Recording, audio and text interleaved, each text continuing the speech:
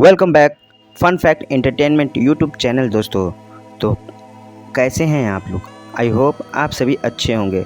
चलिए आज की वीडियो शुरू करते हैं।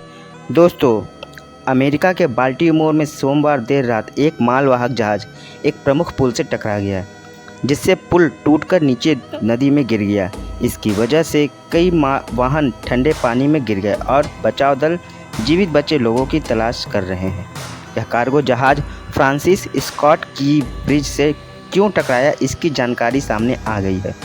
इस घटना में 2 लोगों को बचा लिया गया है और यह स्पष्ट नहीं है कि और कितने लोग पानी में गिरे होंगे। जहाज़ पुल के एक खंभे से टकरा गया, जिससे ढांचा कई बिंदुओं पर टूटकर कुछ ही सेकंडों में पानी में समा गया।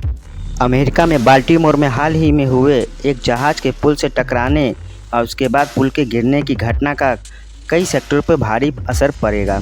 अब कार बनाने वाली दिग्गज कंपनियां जैसे फोर्ड और जीएम पर भी इसका दबाव पड़ रहा है। अमेरिका में बाल्टीमोर में हाल ही में हुए जहाज के पुल से टकराने और उसके बाद पुल के गिरने की घटना का कई सेक्टरों पर भारी असर पड़ रहा है।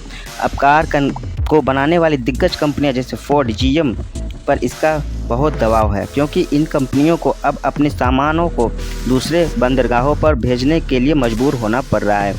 2.57 किलोमीटर लंबा फ्रांसिस स्कॉट की ब्रिज मंगलवार को तब धराशायी हो गया जब 10,000 कंटेनर की क्षमता वाला 290 मीटर लंबा मालवाहक जहाज उससे टकरा गया।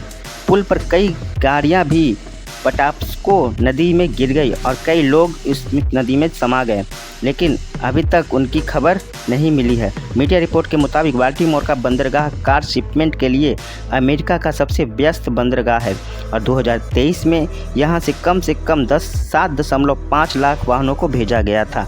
बंदरगाहों को अब अस्थायी रूप से बंद कर दिया गया है, क्योंकि यहां बचाव कार्यों को शुरू किया गया है, जिसमें कार निर्माताओं को विकल्पों के तौर पर काम करने के लिए मजबूर होना पड़ रहा है। जीएम द्वारा जारी किए आधिकारिक बयान में कंपनी ने बताया कि कार शिपमेंट में अन्य बंदरगाहों पर भेजने पर काम कर रही है, लेकिन गनीमत है कि भारतीय क्रू मेंबर ने वक्त रहते ही सरकार को ये अवगत करा दिया था कि बाल्टीमोर ब्रिज से शिप की टक्कर हो सकती है, क्योंकि शिप का कंट्रोल भारतीय क्रू मेंबर के हाथ में नहीं था, जिससे यह दुखद घटना हो गई। और इसकी तारीफ बाइडेन प्रशासन भी कर रही है कि उन्होंने समय रहते ही इसकी जानकारी प्रशासन को दी, जिससे कि बहुत भारी मात्रा में होने वाली तबाही और त्रासदी को टाला गया और जान माल की रक्षा भी की गई। लेकिन फिर भी कुछ लोग पानी में गिर गए हैं और नई गाड़ियां जो थी वो भी इसमें समा गई। कुछ तो क्षति हुआ है, लेकिन भारतीयों की सूझबूझ के कारण बहुत बड़ी क्षति को रोका गया है और उसके बाद पुल के गिरने की घटना से कई सेक्टर पर भारी असर पड़ सकता है। अब कार बनाने वाली दिग्गज कंपनियां जैसे फोर्ड और जीएम पर भी इसका दबाव पड़ रहा है, क्योंकि इन कंपनियों को अब अपने सामानों को दूसरे बंदरगाहों पर भेजने के लिए मजबूर होना पड़ रहा है। 2.57 किलोमीटर लंबा फ्रांसिस स्कॉट की ब्रिज मंगलवार को तब धराशायी हो गया जब एक 10,000 कंटेनर की क्षमता वाला 290 मीटर लंबा मालवाहक जहाज उससे टकरा गया और टकराने से पुल धराशायी हो गया।